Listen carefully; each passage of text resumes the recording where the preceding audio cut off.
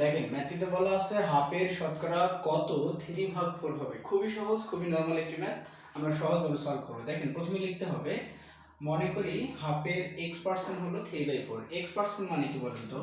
Half এর, তার মানে হাফ এর মানে হচ্ছে গুণ, আর x মানে কি? x ভাগ 100, x% মানে x ভাগ 100, তারপর সমান সমান হলো 3/4। হ্যাঁ, তারপর কি করবেন দেখেন, x এর সাথে যারা গুণ আছে তাকে গুণ অবস্থায় রাখবেন। দেখেন এই 3, 100, 2 এগুলো গুণ অবস্থায় আছে, অর্থাৎ x সমান সমান 2 গুণন 100 গুণন হলো 3, আর নিচে হবে দেখেন এই x এর সাথে কিন্তু 4 গুণ অবস্থায় আছে, তার মানে এখানে 4।